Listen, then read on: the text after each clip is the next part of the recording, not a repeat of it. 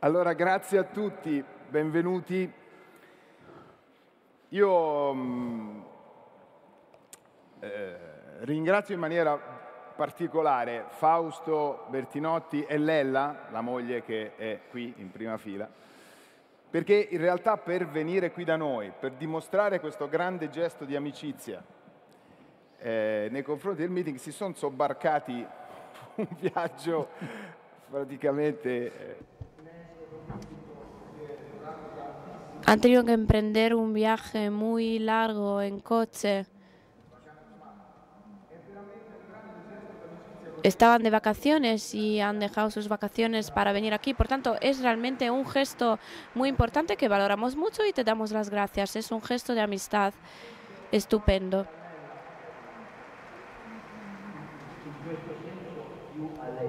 Les doy las gracias a Fausto y a Lelia. Pues en este sentido, más Lela, porque bueno, ella estaba de vacaciones y además ha tenido que aguantar mi manera de conducir en el coche.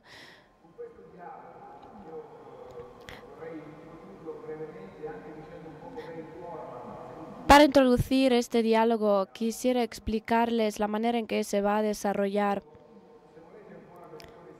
El título es una síntesis del tema del meeting, el futuro de la tradición. Quisiéramos que esta charla fuese más un diálogo, más que una charla, una conferencia. Nuestra idea es que es muy interesante ver cómo una tradición puede dialogar con los jóvenes, con los heredes, para retomar el título del meeting. Hay un grupo de estudiantes en la universidad que ha ido dialogando con Fausto a través de todas las charlas que se han organizado en los años. Por tanto,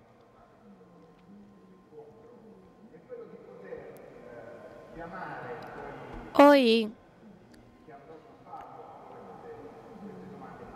vamos a escuchar las preguntas de algunos de estos chicos que han trabajado estos temas y han pensado en algunas cuestiones focales muy importantes acerca del tema del futuro, de la herencia, del patrimonio. Y estos chicos son David, Eduardo, Andrea y Bernardo. Por tanto, vamos a dialogar con ellos acerca de este tema.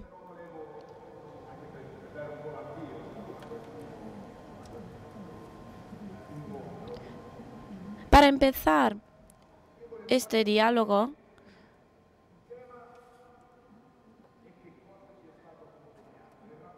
quiero destacar que el tema es qué es lo que se nos ha dado, la relación entre tradición y futuro.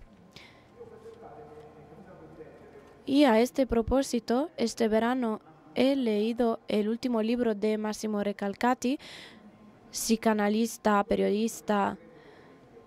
El libro se llama El secreto del hijo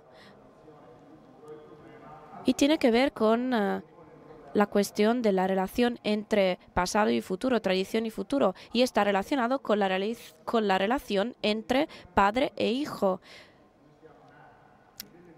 La relación entre las tradiciones en las que hemos nacido y las tradiciones que representamos. La tradición obrera, la tradición sindical, la tradición del Partido Comunista, el desarrollo de la izquierda política que brotó de todo este recorrido. Fausto representa muy bien toda esta tradición. La relación entre tradición y futuro está relacionada con la relación entre padre e hijo, como dice Recalcati. Y esto está relacionado con Edipo, la gran tragedia. En el modelo de Edipo, la única relación posible entre hijo y padre es que el hijo le mate al padre. El nacimiento del hijo marca el final del recorrido del padre y el padre quiere matarle al hijo. La relación entre generación es una relación asimétrica. El uno quiere conseguir todo lo contrario con respecto a lo que quiere conseguir el otro. ¿Y cuál es el destino de este sistema? Pues que cualquier generación está como obligada a querer matar a la generación anterior. El otro modelo que se utiliza en este libro para contar la relación padre-hijo es el modelo del cuento del hijo que se ha vuelto a encontrar. El hijo pródigo, la parábola. Pues esta gran parábola, este cuento de Lucas, nos cuenta una relación entre padre e hijo que es muy diferente. El hijo le pide la herencia al padre.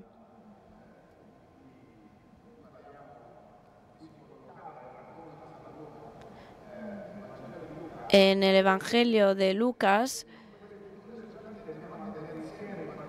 había estructuras sociales que tendían a mantener junto todo el patrimonio y por tanto una división del patrimonio causaba muchas tensiones. Pero sin embargo, el padre le dice que sí. Acepta que el hijo pueda utilizar la herencia, que desperdicie la herencia y luego hay una vuelta. El hecho de poder utilizar la herencia tiene como consecuencia el encuentro, el reencuentro entre hijo y padre. Hace que el padre le abraza al hijo antes que nada, antes de que el hijo pueda decir algo.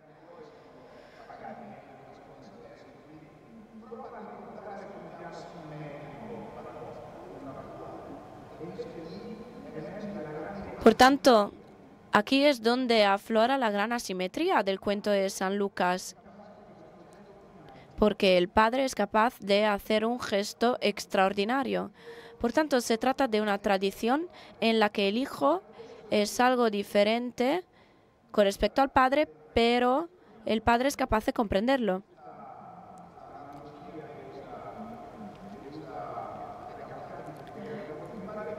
Por tanto, lo que dice Recalcati sigue siendo cierto hoy en día y se puede utilizar para tratar de explicar cuáles son las formas de vivir la tradición en la que se nos ha situado. ¿Una tradición que hay que destrozar o acaso una tradición que hay que volver a abrazar?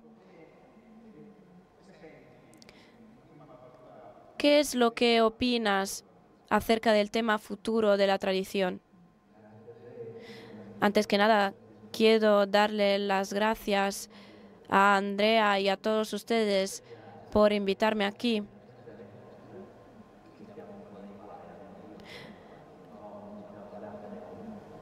Para mí es muy difícil tratar de contestar a esta pregunta. Me voy a ceñir a lo que es el mito y la parábola que se ha mencionado, porque yo creo que explica muy bien lo que es nuestra condición.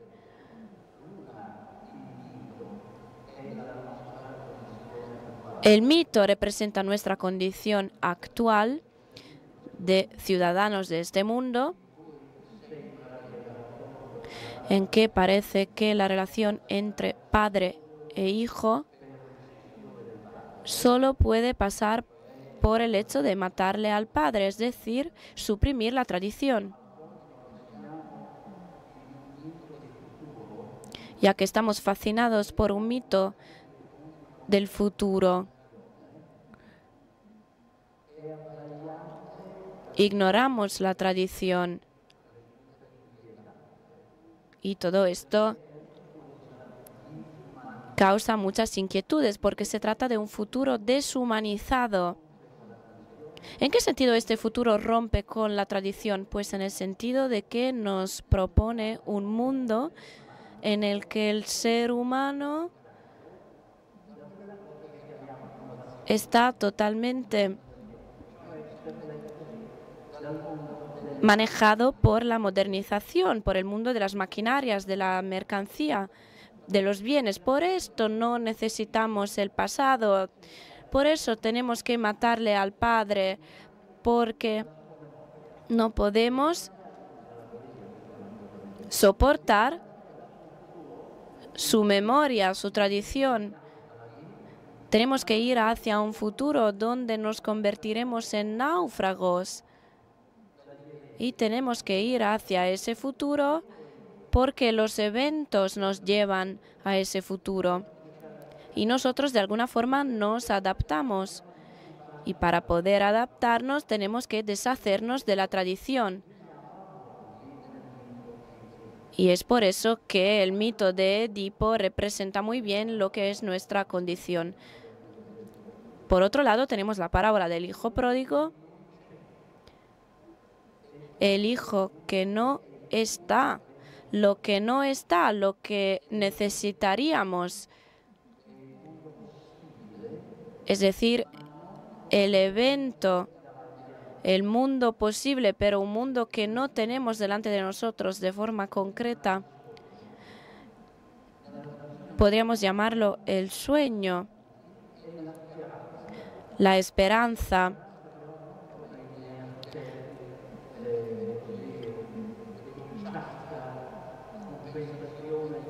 Pero no la esperanza como la compensación de algo que no nos gusta, sino como una apuesta por el futuro, la esperanza de otro mundo posible.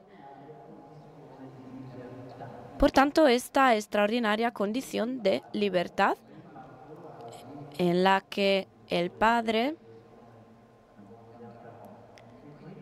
como dice Carrón, aún antes de abrazarle al Hijo, le deja que se vaya,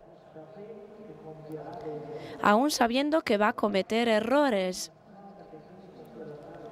Le deja recorrer el camino que él sabe que es un camino equivocado, porque sabe que la libertad de la experiencia hará que pueda ser consciente de todo lo que ha hecho. Por tanto, le abraza aún antes de saber lo que va a decir, porque tiene esta certeza. Este mundo que deseamos no existe ahora, pero ¿qué es lo que tenemos ahora? Tenemos una historia que es nuestra y que estamos destrozando. Es decir, la pérdida de la evidencia.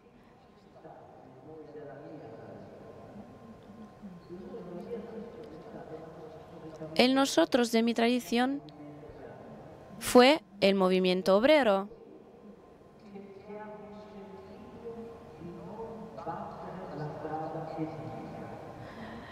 Es algo que ha hecho que no recurriéramos el camino de Edipo, que ha hecho que no se concibieran los padres como adversarios, como algo que había que eliminar.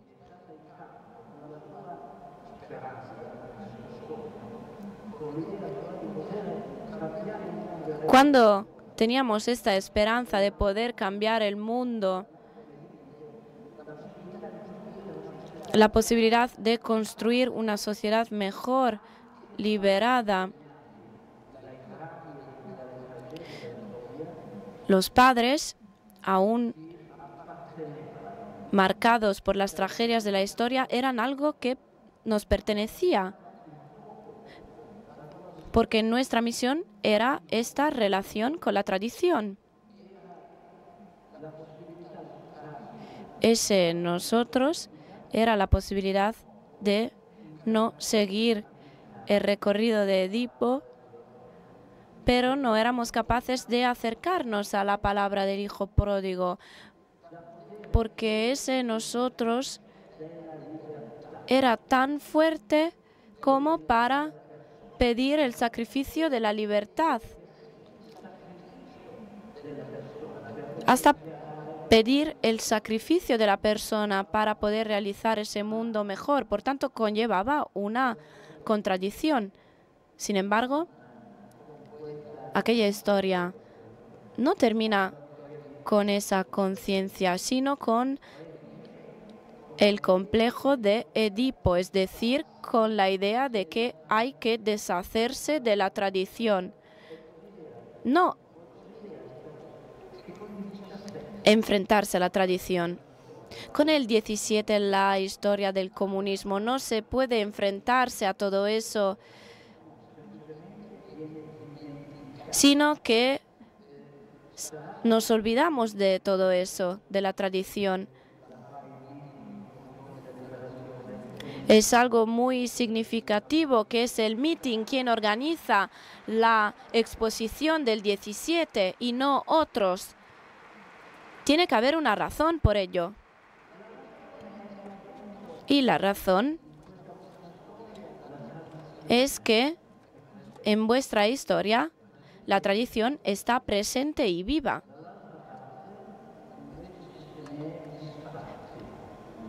En cambio, por el otro lado, nos hemos deshecho de la tradición. Pero de esa forma no nos hemos ganado la inocencia, sino que hemos sido culpables porque hemos querido borrarlo todo. No nos hemos enfrentado de forma crítica a la tradición. Por tanto, no hemos llevado a cabo esa transmisión, ese cambio. En otras épocas se hablaba de la tradición de los clérigos. Ahora no es eso, sino que nos hemos perdido. Hemos caído en la trampa de Edipo, es decir, que hay que matarle al padre para ir hacia el futuro. Pero de esta forma, sin tradición, no se puede manejar el futuro. Solo vamos a ser súbditos en el futuro y es por eso que necesitamos matarle al padre. Esperamos que la parábola del hijo pródigo nos ayude a volver a encontrar un camino en el que, a través del diálogo con la tradición, podamos aprender a dialogar con la historia. Hay que dialogar con todas las experiencias que han contribuido a construir la historia, incluso de forma dramática. Muchas gracias. No quiero interrumpir los aplausos, lo siento mucho, pero tenemos que respetar el tiempo. David intervendrá justo acerca del tema de nosotros. Buenos días, presidente.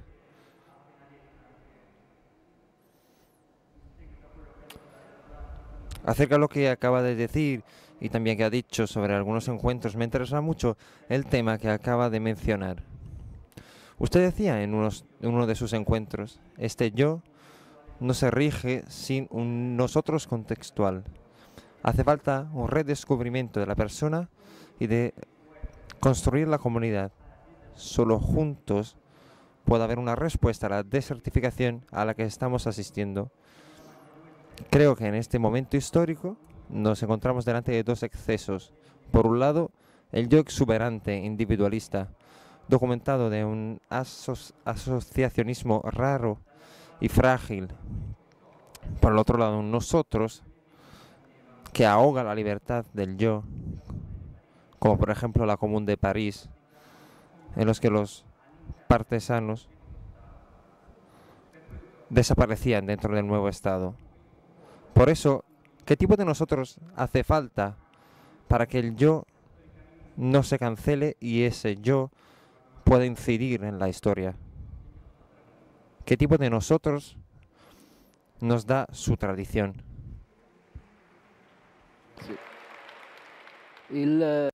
Gracias. En nosotros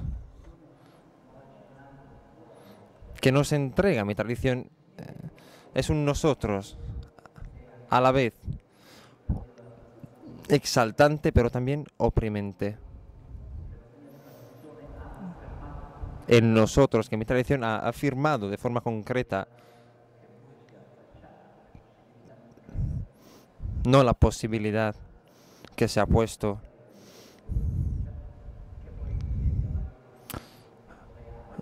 lo que se ha llamado el comunismo real, el socialismo real o los partidos de obreros de izquierda. Es un nosotros que en sustancia reduce la persona a una componente plasmada por este nosotros. En realidad es un no reconocer a la persona. De aquí nace la limitación de la libertad, que nace de la idea de que hay una causa por la que puedes y debes alienar tus exigencias, tus instancias, tus esperanzas y sueños. Eso se ve en 1917. La causa es la idea de que pones en marcha una fuerza para librar a la humanidad de la pobreza, de la miseria que ha conocido. Esta causa, después de una temporada muy positiva en el que el pueblo es protagonista,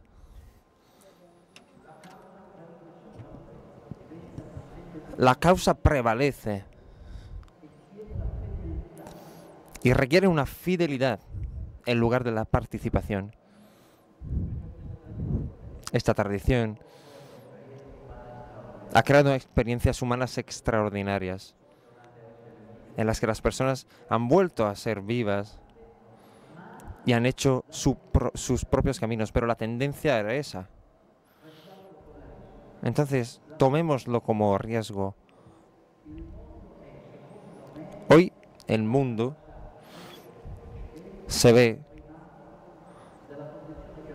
que en Occidente el primato es el individuo, en la desertificación del nosotros. Este individuo que ocupa la escena y se convierte de alguna forma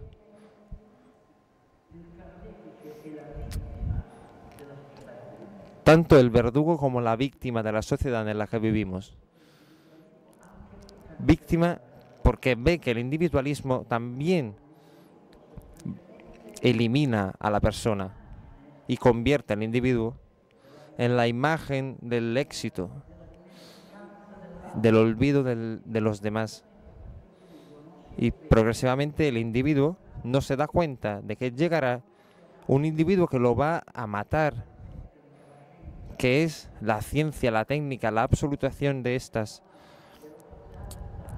Habrá algo que le tomará de la mano y lo llevará del camino. Él creía que iba a exaltar a la persona, pero en realidad ha caído en algo que esconde algo aún más inquietante, es decir, la absolutización de la máquina, de la ciencia, de la tecnología. Y el individuo es una parte de esta máquina y en nosotros es funcional a este mundo catastrófico que tenemos delante. Por el contrario, la reacción que produce, tendencialmente, la reacción es el fundamentalismo. Se produce una defensa del mundo de las máquinas, del consumo, una idea fanática por la que la violencia destructora nos pone delante la única posibilidad como el nihilismo. El terrorismo viene de aquí, de esta concepción, de la idea de una comunidad que es tan totalizante que te pide el sacrificio de la vida para poder contrastar a un amigo exterior. Desaparece en nosotros. En nosotros no reside ni en la comunidad ni en el individuo, está fuera y es un proceso de construcción del pueblo. Y si no hay este proceso de construcción, el pueblo se divide en un lado están los individuos solos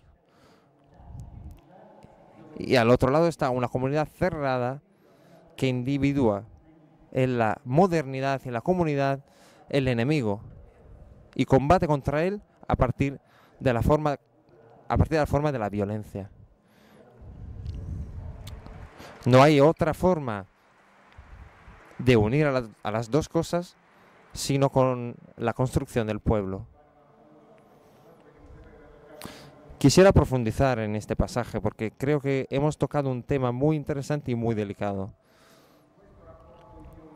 Esta relación yo-nosotros, esta construcción del pueblo. ¿Qué construye un pueblo? ¿Qué construye una comunidad que no sea una abolición del hombre o una sustitución del yo?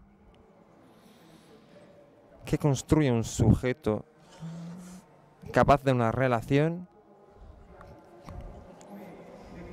con el pasado que ha puesto las condiciones para que llegara a construirse la comunidad? En nuestra tradición educativa, Don Giussani siempre ha identificado en un fenómeno específico esta capacidad de relacionar el pasado que nos ha sido dado y el tema de la educación que construye la conciencia del pueblo. He vuelto a leer una cosa que dice Don Giussani sobre los puntos de un proceso de educación, según él. Él dice en un texto que se llama El riesgo educativo, al que él ha entregado su impostación pedagógica, dice: me interesan 3 puntos. El primero, para educar hay que proponer adecuadamente el pasado. Sin esta propuesta del pasado, del conocimiento del pasado, de la tradición, el joven crece escéptico. Si no se propone una hipótesis de trabajo, el joven se la inventa de forma escéptica y no hace el esfuerzo de ser coherente a la hipótesis que se ha tomado. El desafío es la tradición que se abraza de forma consciente y que ofrece una totalidad de mirada sobre la realidad. El segundo punto, el pasado se puede proponer a los jóvenes solo si está presente en una vida vivida en el momento presente, que corresponde a las exigencias últimas del corazón, dentro de un tejido presente que pueda dar las razones de ese presente. El tercer punto, la verdadera educación tiene que ser una educación a la crítica. Hasta los 10 años, un niño puede decir que ha oído algo de otras personas. Eso es natural porque el niño carga sobre sus espaldas lo mejor que ha vivido en su vida, lo mejor que ha elegido en su vida. Pero llega un momento en el que la naturaleza le da al niño el instinto de coger el bolso que tenía en la espalda, de mirarlo, y lo que nos han dicho tiene que convertirse en un problema. Entonces, se tiene que proponer el pasado, que se puede proponer solo si se vive en un presente, y se tiene que criticar, que juzgar, que evaluar. ¿Puede ser la manera en la que el yo y nosotros se generan? Sí, pero bajo una condición. Me gustaría forzar un poco lo que dice Don Giussani en una dirección un poco extremista. Estoy seguro de que ustedes me van a perdonar por ello. La absolutización del segundo elemento de la tríade. El primero y el tercero no se pueden llevar a cabo sin el segundo. Podemos esforzarnos mucho por eso pero nunca seremos capaces de presentar la tradición según la manera en que Don Giussani lo describe. No lo podemos hacer sin el segundo punto y no podemos introducir el tercer elemento crítico sin el segundo. ¿Qué es el segundo? Pues el segundo tiene que ver con nosotros. Nos responsabiliza a todos y todos juntos. El segundo punto nos propone el tema de qué hacer, qué es lo que hay que hacer, qué es lo que tenemos que hacer hoy en el mundo. En un mundo en que en Roma, ciudad eterna, desalojan los migrantes de la Plaza de Independencia, migrantes que llevan 5 años en Italia, con pompas de agua, porras, y nos alegramos de que en los demás países los flujos se hayan detenido. Por tanto, ¿qué es lo que nosotros podemos hacer en este mundo? Esta es la pregunta fundamental. Es decir, la pregunta que tenemos que plantearnos para mantener viva la tradición y reincorporar la crítica del presente. Hay un autor que me gusta mucho, Walter Benjamin, que aborda el mismo tema que el tema de Don Giussani, y utiliza un término que me gusta mucho porque es un término que nos ayuda mucho. El término rammemoración, es decir, vivir en el presente la tradición, es decir, la tradición de quienes en la historia de la humanidad han tratado de construir un nosotros libre, capaz de grandes relaciones personales, humanas, capaz de darle sentido y significado a la vida del hombre. Significa lo que podemos tratar de hacer aquí, liberando la tradición, liberando la ambición de los antepasados, es decir, aquel deseo, aquella sensibilidad, aquel sueño, aquella esperanza que hizo que fuesen protagonistas de sus tiempos, de la rebelión de los esclavos, a los acontecimientos de París, a la creación de formas de religiosidad que han otorgado a esa esperanza una condición de vida. Por tanto, hay que tratar de vivir, experimentar aquella ambición ahora. Y todo ello está relacionado con el tema de la igualdad.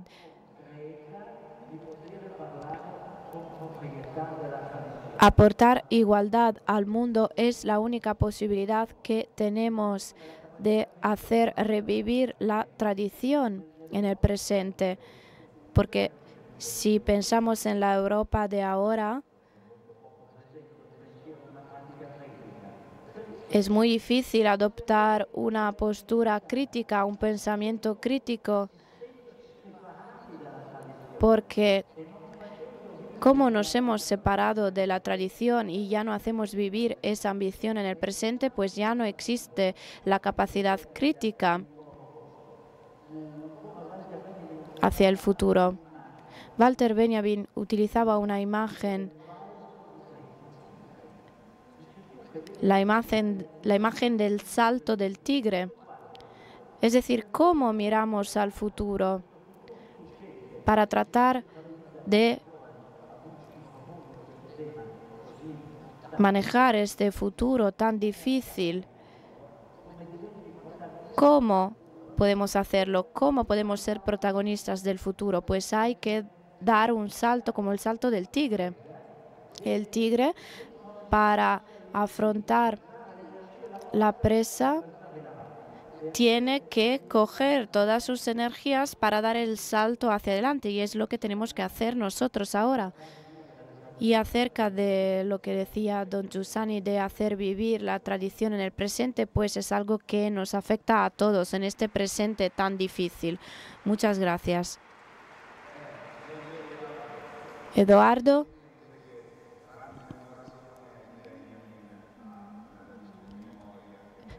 El término rememorazione de Benjamin viene del término memoria, que es algo que expresa muy bien lo que tú nos has dicho. Edoardo, en parte usted ya ha contestado a mi pregunta, pero revivir la tradición significa también constituir una identidad. En una entrevista me ha sorprendido mucho el hecho de que usted decía que en las izquierdas de hoy hace falta un enfoque crítico. Es algo que yo también observo al hacer representación universitaria. Observo muy bien todo ello. Es como si hubiesen muchos puntos que se utilizan para interpretar la sociedad actual, pero no conseguimos encontrar una identidad de fondo. Por tanto, ¿qué es lo que significa una tradición hoy en día? Usted subraya la necesidad de un diálogo entre la tradición y las fuerzas de la sociedad. Hay una herencia que hay que volver a ganarse para llevar a cabo este diálogo de forma adecuada. Muchas gracias. Gracias, Eduardo. Habría que compaginar los dos términos que nos has proporcionado. Reconstruir, teniendo un punto de partida, y construir en el diálogo, caminando juntos. Yo creo que estos dos elementos, ambos, son necesarios. No podemos caminar juntos sin un destino, sin rumbo. La búsqueda de rumbo es el problema de la fe. El problema de saber a dónde estamos yendo, hacia dónde ir. Ese gran tema que el movimiento obrero creía que podía solucionar la sociedad como una meta. Y hacia este destino caminar juntos con otros.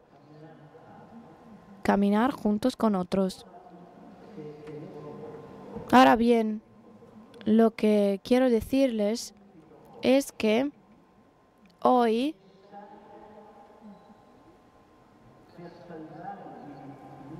hacer todo esto es necesario para salvar la humanidad de un riesgo de catástrofe que está presente en nuestra historia hoy. Esto es lo que yo opino.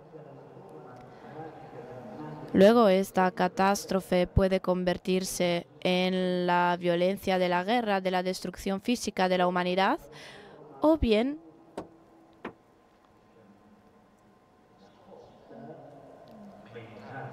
puede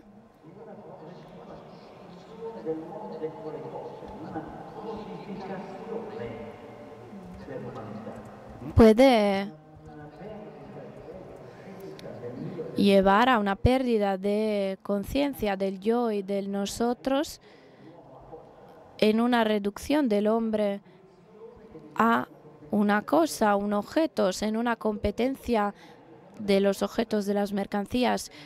Por tanto, tenemos estos dos elementos hoy: la guerra, lo que se llama la guerra mundial por pedazos,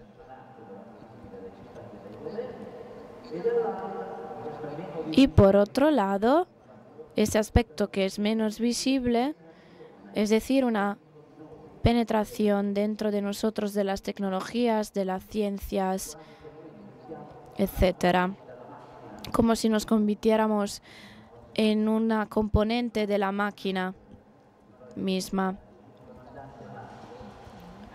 Hace poco el subcomandante Marcos al hablar de los guerrilleros decía, cuidado, no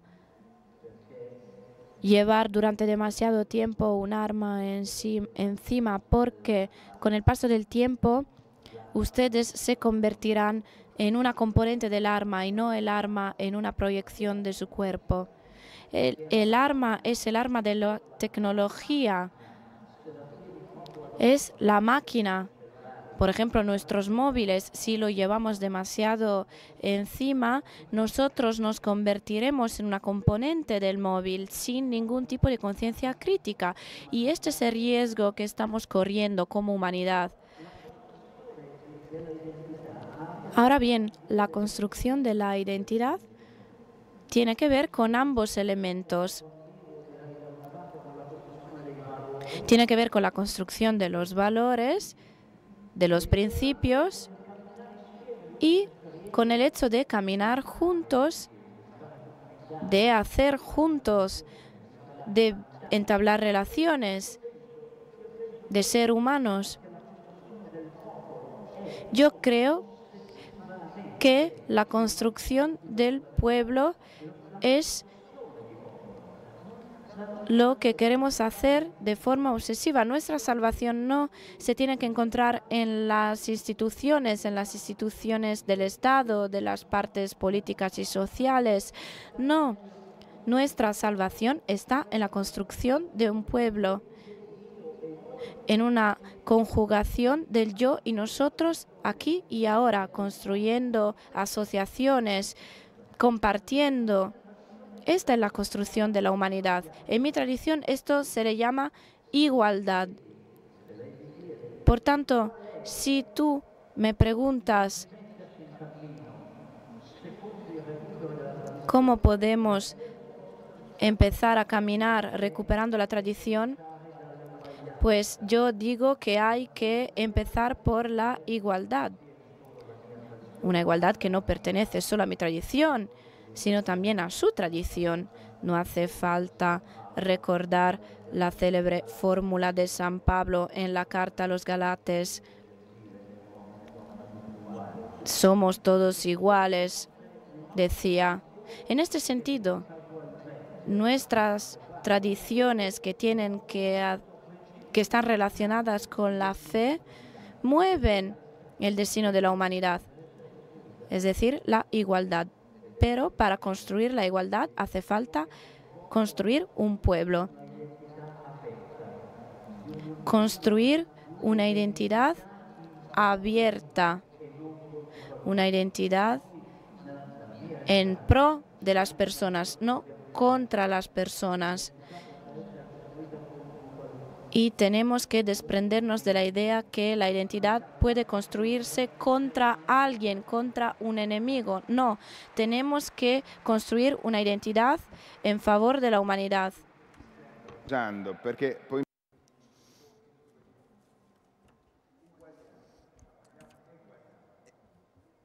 Igualdad. En la historia, ¿qué es lo que genera igualdad?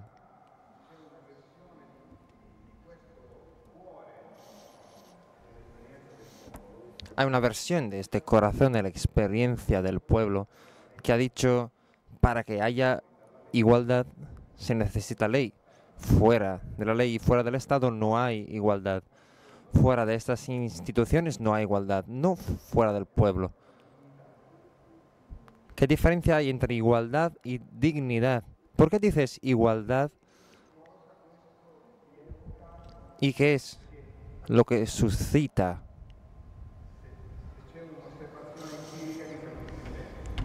Es evidente que todos somos diferentes, pero este valor fundamental de nuestro ser iguales, ¿dónde lo fundas? ¿Dónde se funda? Hay una tradición que dice, sin la ley, sin el Estado, sin el poder estamos, evidentemente, en las manos de la naturaleza que nos crea de forma diferente.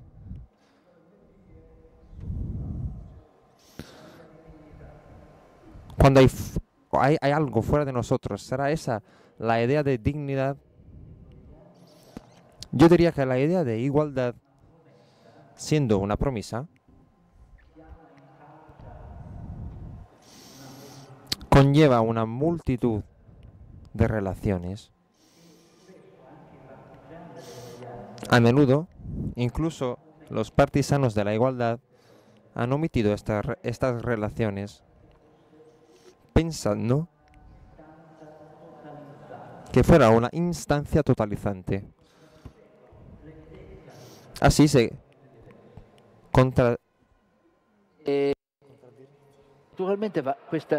contradice la evidencia de que todos somos diferentes. Eso se tiene que entender a nivel histórico. Cuando tú estás entre los últimos, estás encerrado, lo he dicho a propósito, estás constringido, no puedes salir de esta categoría. Este impedimento no existe solamente en el mundo antiguo. Se podría volver a leer las páginas de Carta a una profesora de Don Milani para entender cómo se puede estar encerrados en la categoría de los últimos. Esta condición ha sido una causa que también ha colaborado en una causa de igualdad. ¿Por qué los últimos no pueden convertirse en los primeros desde ya?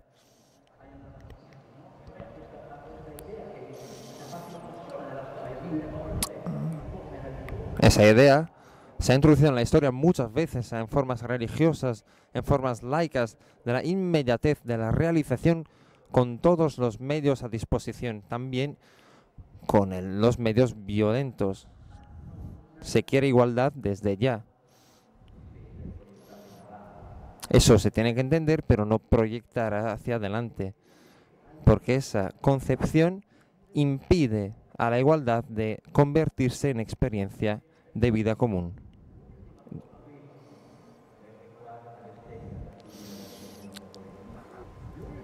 La última forma, que es casi una blasfemia para los que vienen desde mi historia, el primato que se atribuye a la ley y al Estado ha sido una causa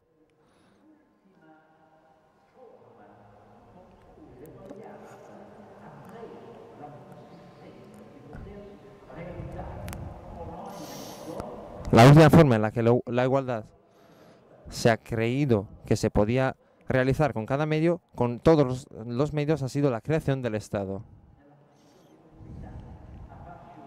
¿Cómo no podemos hacernos iguales dentro de las relaciones humanas y sociales? Queremos un Estado, la ley, con los que realizamos desde encima, desde arriba, la igualdad. Pero mis padres no habían visto la imposibilidad de juntar estas cosas, la igualdad y la realización desde arriba, porque este elemento produce una desigualdad entre los que se ven comandados y los que mandan. De hecho, en las sociedades que se consideran de socialismo real, la desigualdad se ha producido en el ámbito del poder.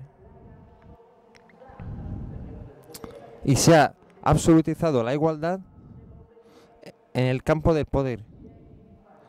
Y se ha aprendido que el último intento de construir la igualdad con la fuerza no funciona. La igualdad es el objetivo, pero es también un camino, una práctica. Y por eso yo creo que a partir de mi historia, la lección más importante no son las elecciones, el voto, el gobierno, sino las casas del pueblo, los sindicatos, las asociaciones, las cooperativas, es decir, construir relaciones juntos. Lo que se queda de esta grande historia es esencialmente esto, construcción de comunidad. Muchas veces se me pide, ¿qué te interesa de Comunión y Liberación? Dejadme comentar que lo que más me interesa es ver la formación de un pueblo. Me interesa mucho más de vuestra actitud de atracción de las cosas interesantes e inteligentes que me enseñáis. Pero lo que me parece más interesante es la construcción de un pueblo. Y esto me recuerda mi historia mejor. Me recuerda las festes de la unidad, las huelgas, las asociaciones comunitarias.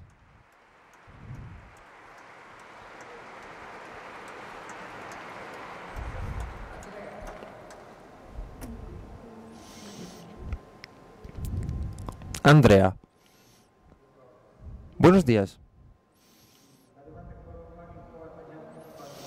La pregunta que le quería hacer ha adelantado un poco la respuesta. Pensando en el lema del meeting, me preguntaba qué heredad he recibido yo.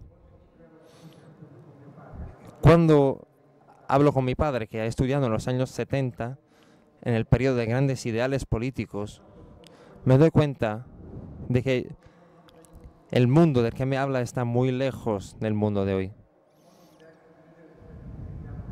Y él tenía una manera de vivir muy diferente de la que tenemos nosotros los universitarios de hoy.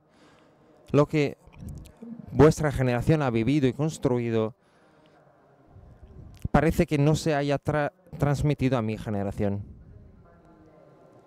Le quisiera preguntar qué es lo que se queda en usted de lo que ha heredado, y si se queda algo, ¿cómo se transmite? Si pertenece a un mundo que aparentemente ya no existe. Muchas gracias. Es una pregunta bastante complicada, porque la herencia de los padres es una herencia abierta. Tú puedes aceptarla o no. Pensemos en la parábola del hijo pródigo. El padre tiene una herencia que quiere transmitir, pero ¿cuál es esta herencia? Es la libertad.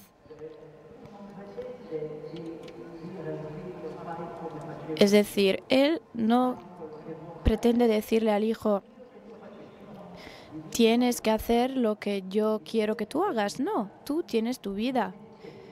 Tienes la libertad de elegir. Por tanto, la herencia prometedora de los padres es suscitar tu curiosidad y la apertura hacia tu propio camino. Pero para que todo ello sea posible, tienen que existir los padres. El problema de tu generación es que es una generación sin padres. Porque los padres desaparecieron junto con sus historias. Estoy hablando de historias civiles, no historias personales. Tu padre tendrá muchas cosas que enseñarte. Pero yo estoy hablando de la relación entre generaciones. La generación de los padres ha desaparecido. Y ha desaparecido porque el mundo al que pertenecíamos ha desaparecido. Yo soy hijo del 900 y aquel 900 está ahora enterrado, marcado por un fracaso histórico, y al mismo tiempo se produjo la revolución del capitalismo moderno, del capitalismo financiero global, de aquellas 5 o 7 personas que hoy detienen la riqueza del mundo. Por tanto, nosotros somos como los mayas, hijos de un fracaso global. Se ha dado una ruptura. Y la historia del 900 es como la historia de los egipcios o de los mayas. Es una historia muy rica, pero es una historia en la que están interesados los arqueólogos, no la generación presente. Entonces, los padres tienen que tratar de caminar con vosotros en vuestra historia.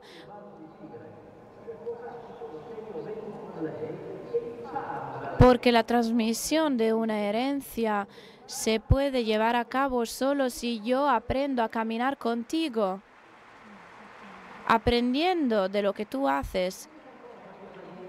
Lo único que quiero decirte es que hay que tener cuidado porque aquellos mayas, aquellos egipcios, el movimiento obrero, sabían que todos los hombres tenían que estar en condiciones de poder expresarse su dignidad, expresar la dignidad de la persona, y todo ello es posible solo si tenemos igualdad.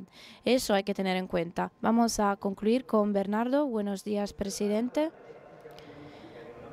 Observando la dialéctica política de nuestro país, te paro un momento, entonces yo puedo salir de esta sala.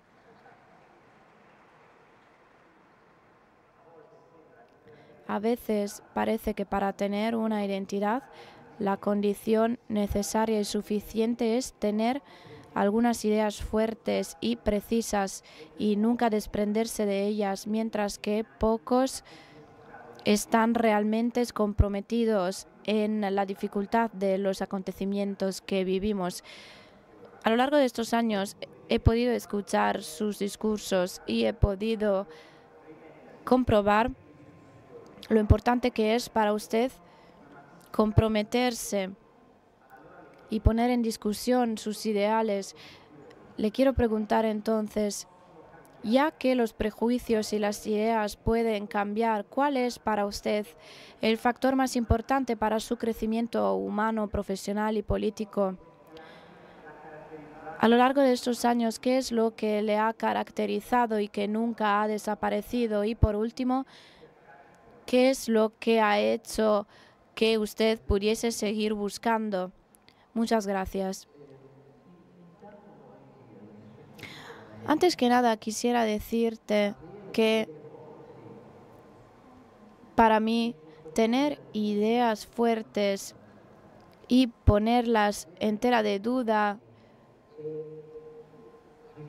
en tela de juicio, es importante. Reflexionar acerca de nuestras ideas, incluso para cambiarlas, es una posibilidad concreta, difícil pero concreta. De no ser así, sería un desastre.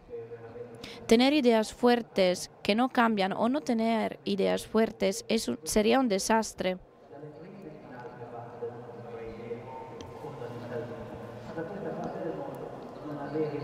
En esta parte del mundo, no tener ideas o tener pensamientos débiles es muy peligroso porque el pensamiento débil produce personas débiles, identidades débiles. Por tanto, hay que tener ideas fuertes y al mismo tiempo ponerlas en tela de juicio gracias a la experiencia. Pero yo me pregunto,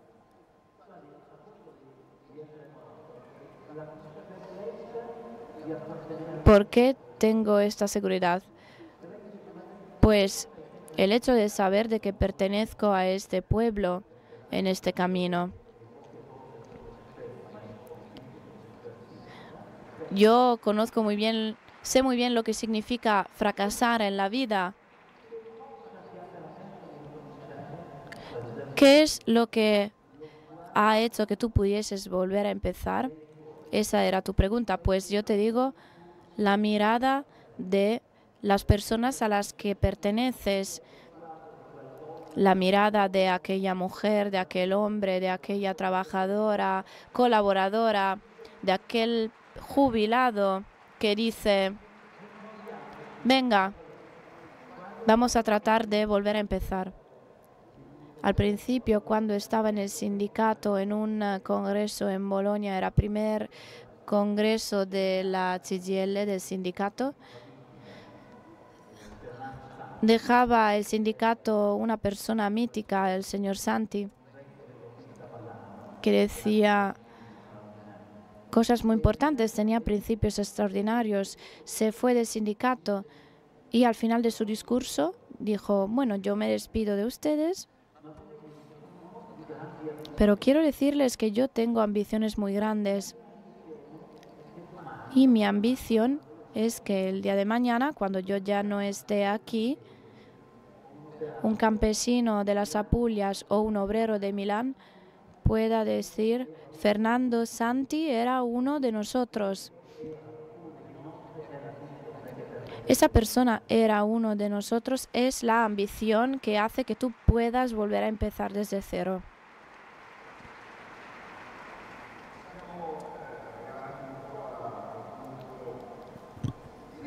La conclusión. Nos estamos acercando al punto, no diría la conclusión, porque este diálogo seguirá adelante. No solo ahora podría seguir adelante durante mucho tiempo, sino también en el futuro. También es bonito suspender el diálogo, porque así se convierte en una cita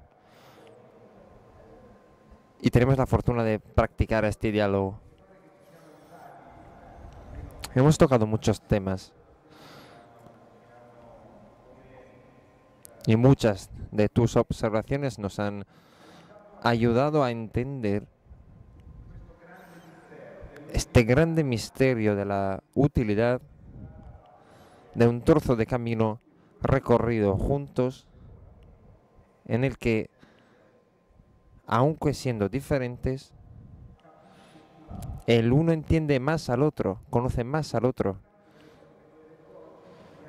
Y muchas de las cosas que tú has mencionado hoy me han ayudado mucho a entender más mi tradición.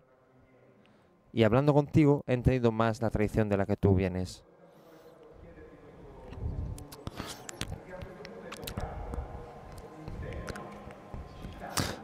En cierto punto has tocado un tema con una citación seguramente de forma inconsciente, el tema de la arqueología, pero probablemente tú no sabías que aquí en las primeras filas tenemos a dos grandes arqueólogos de fama mundial.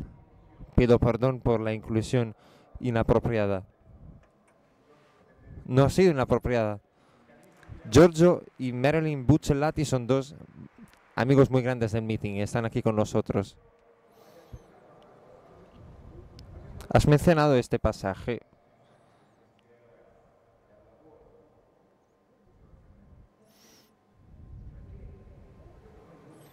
Nosotros no pensamos en eso,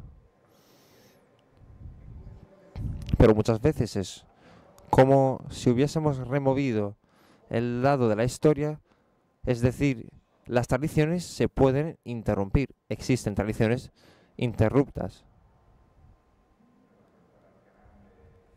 Los mayas, por ejemplo, o las civilizaciones mesopotámicas, hay tradiciones que se interrumpen. Este es un dato. Y viviendo dentro de la tradición, es como si el desafío de la historia y de la posibilidad de que se interrumpa también nuestra historia. Es verdad que nosotros tenemos una promesa, pero de todas formas estamos combatiendo día tras día.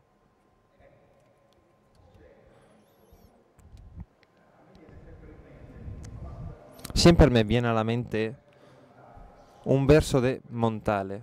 Solo un imprevisto nos podrá salvar. Hay un punto que de alguna forma, aunque no se diga, ha recorrido toda nuestra conversación. Solamente el hecho de encontrarnos, todo nace de una presentación de un libro de Don Giussani en el que te han invitado y mis amigos decían, vamos a enviar a Simoncini a hablar con Bertinotti, porque era algo un poco difícil. Y yo cuando te he encontrado, las primeras veces, cuando hemos empezado a dialogar, y cuando hemos dialogado en otras muchas ocasiones y con otros ponentes mucho más importantes que yo no pensaba que se podía empezar un diálogo que todos observan a partir de los periódicos y de los medios de comunicación. No sabía que se podían hacer esta relación entre lo que pasa en la historia, un evento imprevisto, y en la esperanza. como el hijo pródigo tiene esta relación con el padre. ¿Qué relación hay entre el imprevisto y un acontecimiento, como tú has dicho?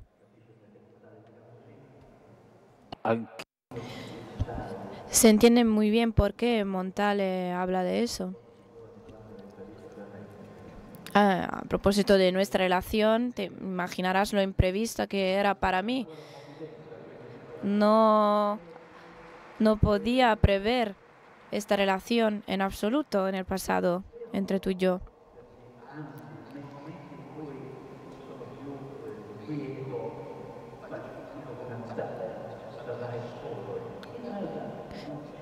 Es más, en los momentos en los que estoy más inquieto, estoy de acuerdo con Montale, que solo el imprevisto nos puede salvar. Pues a veces no estoy de acuerdo. Hay un momento muy importante, es decir, la preparación al imprevisto. Una expectación, esperar al imprevisto. Una espera que no lo realiza, pero que ayuda a la realización. No sabemos de qué forma.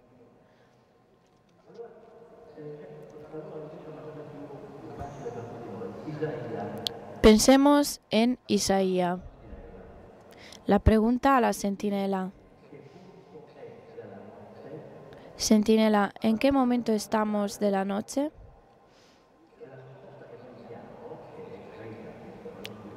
La respuesta que damos es la preparación. Centinela, ¿en qué punto estamos de la noche? La respuesta que se da tiene mucho que ver con la espera del imprevisto. Antes que nada, sí, contestamos diciendo que es por la noche, es decir, que ha desaparecido la evidencia. ¿Qué significa que ha desaparecido la evidencia? Don Carrón lo ha explicado de manera ejemplar.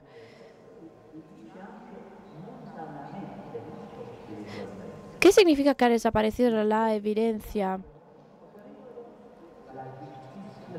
Pues la evidencia siempre ha sido la justicia social, la dignidad de la persona, la libertad, junto con los temas que atañen a la fe. Ahora bien, hoy en día, ya no tenemos esta evidencia. Por tanto, la respuesta de la centinela no dice estamos cerca del amanecer, sino que dice estamos por la noche.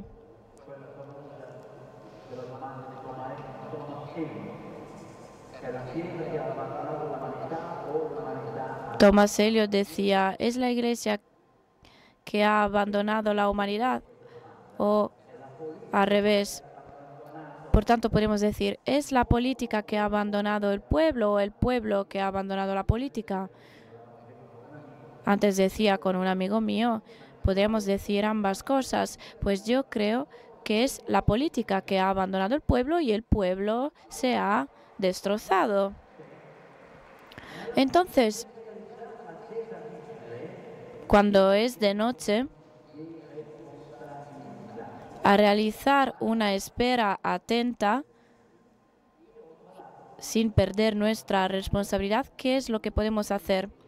He encontrado una respuesta extraordinaria en una obra de Dossetti, unas reflexiones acerca de la pregunta a la centinela. Él utiliza un término que yo no puedo utilizar aquí. Y a este propósito les doy las gracias a nuestros amigos que nos han planteado preguntas muy inteligentes, así que muchas gracias. Se lo he dicho a ellos antes, no se lo voy a decir a ustedes ahora. porque estoy seguro de que surgiría un malentendido, pero sí que puedo decir que hay que volver a las raíces, o mejor dicho, a la raíz. Ese seguir buscando significa buscar las raíces, la raíz de lo humano, la raíz de lo humano, es decir, volver a plantearnos el tema de la fe, del sentido de la vida humana ante el destino, el rumbo que nos damos, el camino que queremos recorrer. Esta espera, sin embargo, no es suficiente. Hay que confiar en lo imprevisto. Lo imprevisto es esta capacidad que existe y resiste. El Papa Francisco lo decía en su última encíclica al proponer un análisis muy crítica del modelo económico-social actual.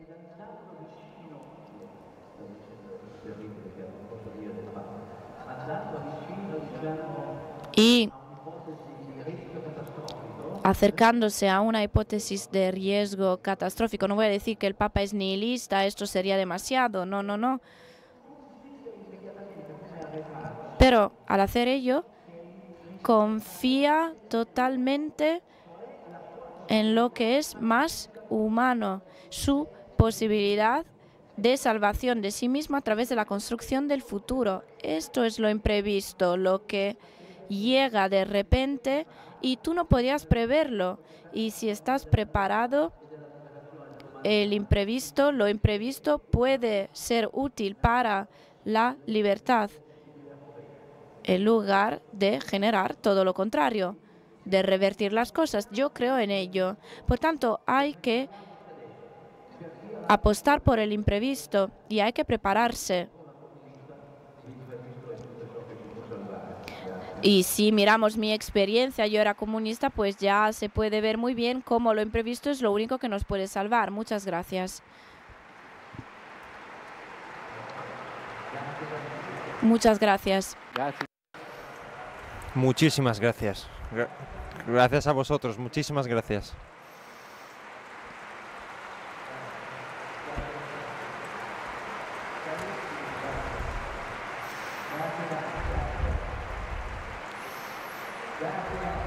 Queridos, este aplauso.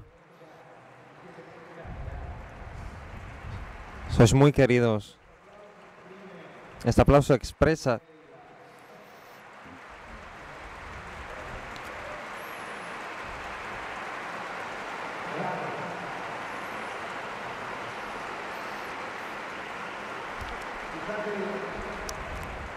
disculpad. Yo quisiera retomar solamente un aspecto que podría sorprender por lo que se refiere a la relación entre imprevisto y espera. Es verdad, nosotros estamos aquí para este imprevisto.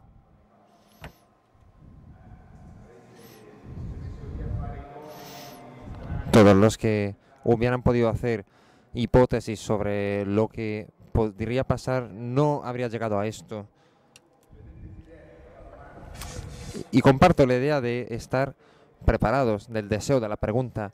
Este es el punto en el que nuestro recorrido, que se está convirtiendo en un proceso, utilizando las palabras de Papa Francisco, que está más interesado al tiempo, a la duración en vez del espacio. Este camino requiere una preparación. El imprevisto es el meeting. El imprevisto es que se pueda hoy en día realizar algo así, que recuerde las fiestas del partido, pero sigue de forma inesperada, sobre todo porque cada uno de nosotros lo construye. No sé si entendéis la alusión.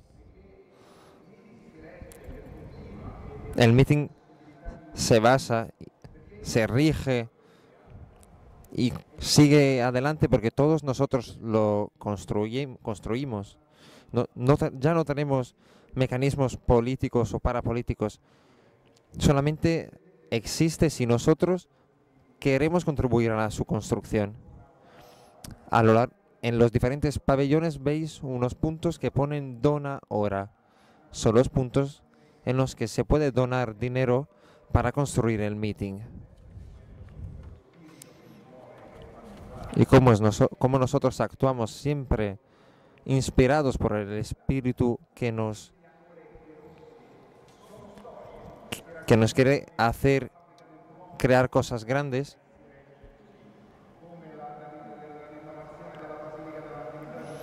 podemos ver también como muchas cosas importantes, muchas obras importantes en la historia se rigen sobre la autofinanciación del pueblo.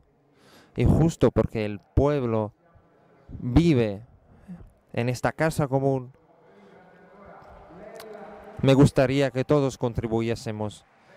Vuelvo a agradecer a Fausto y a Lella por esta oportunidad maravillosa de diálogo y os invito a seguir adelante en nuestro programa del meeting. Muchísimas gracias.